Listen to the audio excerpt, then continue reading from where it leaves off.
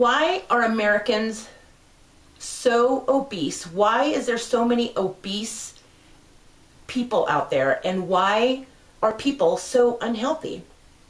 Why are our emergency rooms getting so inundated? Hey, this is Marie. I'm here at A Place to Heal.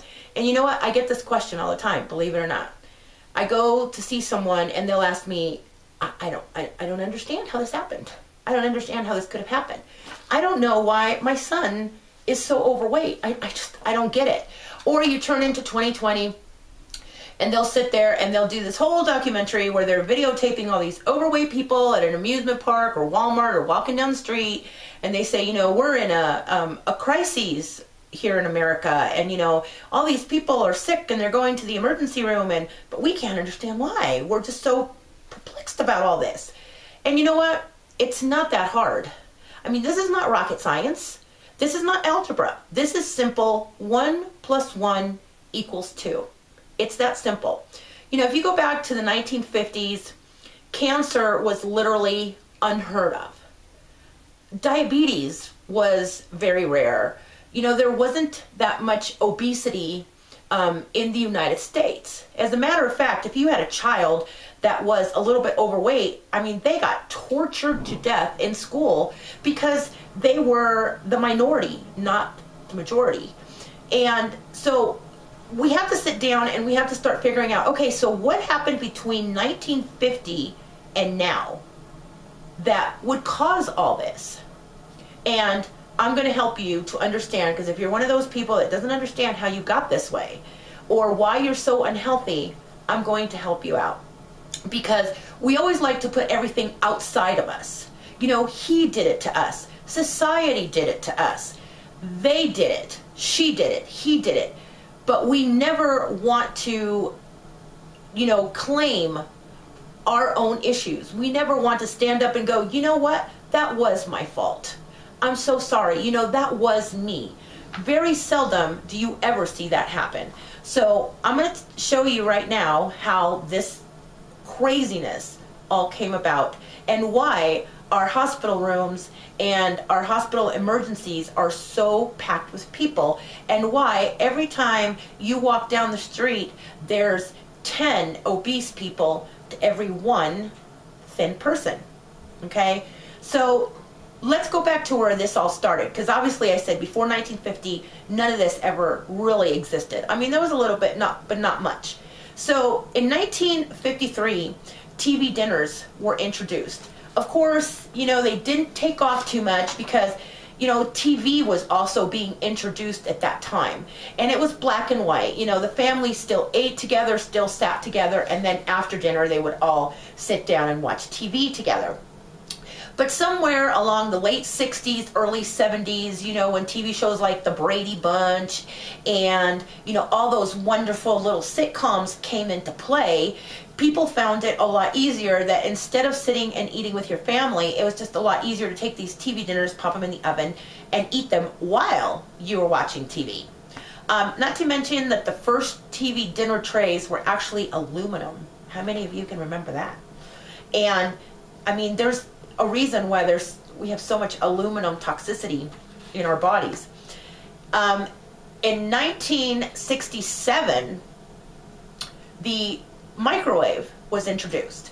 You can now have the food that you wanted 10 times faster. You know, I mean, you just nuked it and there you go. You were done. It was ready. So, you know, you got home from work, you were tired, you didn't want to spend 3 hours cooking. You just pop this in the microwave and voila, you're done. But unfortunately, the microwaves did not take off in 1967. It was right around the 70s, early 80s, when the microwaves really first started taking off. And people really started cooking with them. You know, I can remember when I very, very first got married, I think I was 20 years old. And I remember the big purchase that we did was we actually went to the department store and we bought a microwave and put it on layaway. It was $825. This thing must have weighed about as much as my car. I mean, back then, because they were huge. But, you know, they were just starting to get in. People were really liking them, and they were starting to see, oh, this is how you use it. All right, cool. You know, so that started to get going. In 1940, McDonald's came into the scene, but of course, you know, they were just a little joint. They basically sold like it was a barbecue place. And in 1968, they decided to start franchising. Okay, no, I'm sorry, in 1953, they decided to start franchising. And in the 1970s, again, are you seeing a pattern here?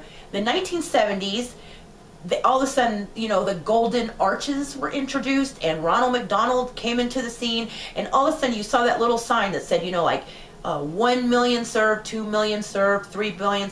Now they serve like, I think it's like 53 million a day. A day. That's crazy. Okay, so the same goes with soda. In 1886, in order for you to get a soda, you had to go down to the local pharmacy. Yeah, the pharmacy, because the pharmacist was the one that made it for you because there was cocaine in it. And soon they got rid of the cocaine and they started to try to venture out. And in 1920, they started selling, so get this, from 1886 to 1920, the only way to get a soda was to get your butt walking down to the pharmacy, and you had to drink it down there. You could not even take it with you. You had to drink it down there. How many people were going to do that? I mean, really, you know, that was a treat. Hey, Friday, let's all get together, go down to the pharmacy, have a soda. You know, but in the 1920s, they started doing 6-pack bottles. Not big 6-pack bottles, but 6.5 ounce bottles to the public. In 1950s, they had 6-pack bottles, but this time they were 24 ounces. Now we get to the 1970s. The liter is born. You can now go down to your grocery store, buy a liter. Some of these liters are like 89 cents. You can get them at the dollar store. They're 99 cents a liter. They haven't really gone up. Have you noticed that everything has gone up? I mean, the price of clothes, everything. But soda, yet, not gone up. Because it only takes about 2 pennies to make a soda. That's why. Okay, so now in 78, you had the liter. Now, in 2014, we're able to buy soda in any size that we want. Not only that, but you know what? I think it was like 2 days ago, I was driving down the road and there was a kid that had stopped at the convenience store, and I saw him going to school while drinking a 64-ounce soda. So now you can get them in 32 ounces, 64 ounces, it doesn't matter. I mean, diabetes was born. That is the perfect recipe for diabetes. How can you go from once a week, once every 2 weeks as a treat, walking down to your local pharmacy to get a soda, to now you can just walk up to the corner or drive up to the corner and get 64 ounces, or you can keep liters of it in your refrigerator. So I want to break it down for you guys a little bit more so that you understand. In the 1950s, when you wanted to have French fries, okay, you had to go down to the store, you had to buy potatoes, you had to bring them home, you had to peel them, you had to dice them, you had to chop them up. Then you had to take your frying pan, frying pan, because the deep fryer did not come into play till 1976, the 70s. So you had to put oil in this frying pan, you had to put these fries into the frying pan, you had to leave it in this frying pan for umpteen amount of time. I know, I used to do this. And cook it. And the next thing you know, you were probably getting yelled at by your mother or father or whoever because you had grease splattered from one end of the kitchen to the other for a whole whopping total of 24 fries. You know, how many times do you think that you would do that today? You wouldn't have the time to do that today. You're not going to do it very often. No difference with a cake. If you were going to go make a cake, if you were going to treat yourself with a cake, you needed to get sugar, you needed to get butter, eggs, vanilla, flour, baking powder, milk. I mean, the whole bit. And then you had to sift it all through the colander, and then, you know, you had to oil the pan and put it into the pan, and then you had to put it into the oven for, you know, 30 to 40 minutes while you were watching TV, of course. And, you know, pray that you can smell it and it wasn't burning, or, you know, your buzzer went off on time, and, you know, and then you actually were able to enjoy it. Okay, so it was pretty messy. There was a lot of stuff to clean up, a lot of bowls. It was very expensive, and it was very time consuming. You know, so if you had to do that now, the chances of you doing that are very little. Very little am I going to spend time baking myself a cake or making myself French fries. But you know, now you can go down to your local grocery store and you can buy a whole cake for $5 at the sale rack in the back if you buy it a day late. You can get up in the middle of the night if you have a craving, and you can pour yourself a 32-ounce soda, because all you have to do is walk as far as your refrigerator. And you can, now you don't even have to make mac and cheese. You can, I saw the other day, you can actually buy the little containers and you can pour water in it, and in 3 minutes you have mac and cheese. 3 minutes, $3. Hey, there you go. You're all set. You know, and we are drinking more and more soda and eating more and more junk. I don't know if you guys realize this, but we are the only mammals on the face of this whole entire planet who drink anything besides water to hydrate ourselves. I mean, we say that animals are stupid, but I think that animals are a heck of a lot more smarter than some people. I mean, at least they're smart enough to not drink 32 ounces of soda every day, which kills your kidneys, you know. Manufacturers put more and more chemicals into these foods to make them last longer. The more they make them last, the longer they last on the shelves. And the longer the lifespan on the shelf, the shorter your lifespan, because it's got all these tons of chemicals in there to preserve this junk that they want to feed to you as food, what they call food. That's not food. That is not even close to anything called food. Also, you know, that they've also taken out the good stuff that used to be in food. You know, I mean, you need zinc, you need iron, and they've taken all that out and they replaced it with tons of chemicals that harm your liver, your kidneys, your adrenals, your thyroid. You mean all that. So they've taken out all the good stuff, they've put in all the bad stuff, and now they're feeding it to you, the consumer, and constantly pushing it in your face on every commercial. And if you don't believe that, you tell me how many times Coca-Cola advertises during American Idol. I mean, it's that simple. Or how often Budweiser advertises during the Super Bowl. Right? Because they know this is when this demographic is going to be watching, and that's when we're going to push it. You know, back in the 70s, you even go, don't even go back to the 50s, just go back to the 70s, cancer was like almost unheard of.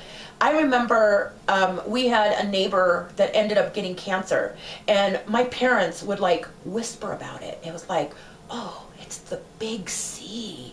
I mean, it was just this thing, and if you got it, there was no saving you. I mean, you were doomed. It was like, this was your ticket. You're going out. You know, where today, I mean, just in the last, I think in the last 2 years, we've had a neighbor that was diagnosed with cancer in his spine. We had a neighbor who died of cancer. We had a friend whose father was diagnosed with cancer. He was diagnosed with liver cancer. We had a family member who died of liver cancer.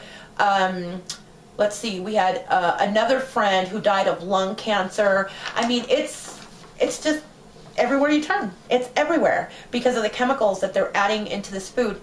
The same way with diabetes. I mean, when I was growing up, diabetes was an old people's disease. I mean, that's what we used to call it. It was an old folks disease. You know, people in their 70s and 80s, they got diabetes. Nobody even knew what caused it. You know, but now you're seeing kids. The new normal is kids that are 12 years old with diabetes, high blood pressure, high cholesterol, kidney issues, horrible teeth problems from all the processed foods that they're eating. You know, they actually did a documentary where they surveyed a village, and they had these Aborigine people that lived out in the bush, and they never brushed their teeth, and they never saw a dentist, and they never, ever, ever had one single issue with their teeth. And then all of a sudden they came in and they introduced processed foods. And within 6 months, more than half the tribe had cavities in their teeth. So, you know, I mean, it's been proven time and time again that the more processed foods that you consume into your body, the more cavities that you're going to have, because the more acid that is going to sit in your jawline, and that acid just eats away at your teeth. So, the only thing that I can say here is, if you haven't figured it out yet, is, you know, when I was really little, I mean, I wasn't that little. I was in my early teenage years, you know, I weighed 135 pounds. I used to be this cute little girl running around, you know, having a great time, and, you know, fitting into a size 8 and eating mangoes and, you know, enjoying life. And the next thing I know, I'm 305 pounds in an emergency room, unable to breathe, being told that I have this laundry list of issues with my body. And I too, just like you, just like everybody else, just like 2020 and every other show out there that asked this question, I too asked my question. You know, I too asked that question. It was like, how did this happen? How? I don't understand how this happened. But now I know how it happened. You know what? The 70s happened. Microwave ovens happened. I nuked my food faster. It was a lot easier to eat crap and have it ready in 3 minutes. The deep fryer happened. So it was a lot easier to just throw chicken in a deep fryer and eat that chicken fried than it was to put it into the oven for 40 to 45 minutes and let that cook. TV dinners happened. They sell TV dinners for $1. Do you know how easy it was for me to eat that way and feed my children that way? I just throw 3 TV dinners in the microwave, 8 minutes, we're done, we're eating. And we can just sit on our butts and watch TV. You know, McDonald's happened. It was very easy on the way home to stop in through the drive-through. Now, I didn't have to wait a month to do fries. I didn't have to clean grease. I could have fries on my way to work, and I could have fries on my way home, and let me tell you, I did. Okay? Same thing with soda. I mean, it was so easy because soda is so cheap. It was a lot easier to buy, you know, a 59-cent soda than it was a $1.99 bottle of water. It was a lot easier on a single budget. You know, I was a single mom. And it was a lot easier to stop off and buy $3 hamburgers on the way home from McDonald's and some fries and a soda. I mean, I would spend $8 as opposed to $30 at the grocery store.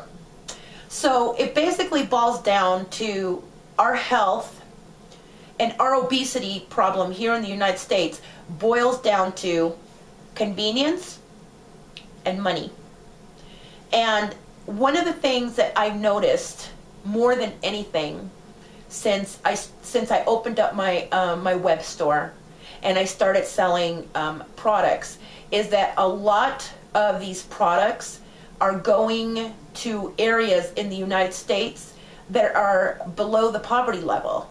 And there's a reason for that, because mac and cheese is a lot cheaper to buy than a spring mix salad.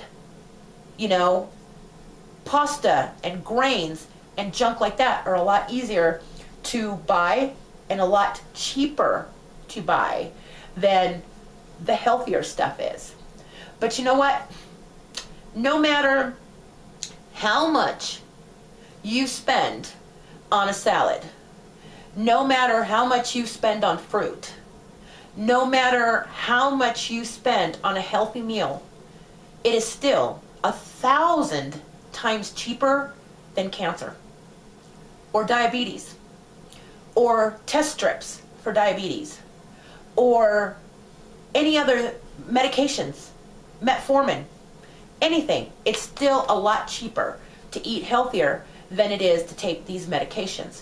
Because in the end, even though, and I know your doctor is not going to tell you this, and I hope that I have your full attention when I say this to you, even though you are on high blood pressure medication, even though you're on cholesterol medication, even though you're on metformin for that diabetes, even though on and on and on, whatever you are on, even though you are taking that medication, the disease is still progressing because your doctor is treating the symptoms. He is not curing the symptoms. At some point, you have to dig deep down and find what the cause of those symptoms are and take care of the problem. It's just like a wart. You can sit there and keep putting cream on it and keep putting cream on it, but until you dig in there and get to the root of it and yank it out, you're not going to get anywhere. So, I think I've rattled on enough. I'm going to go away for a little while. Till next time, who knows what I'll be talking about. And once again, I thank you for joining me and listening to me and subscribing to me and liking my videos. All right, till next time, please stay happy, stay healthy, and when you go shopping, this is funny because somebody told me this and I didn't get it till I started eating healthier. When you go shopping, stay away from the middle aisles. Only shop around the edges. You'll be a lot healthier. Till next time, bye-bye.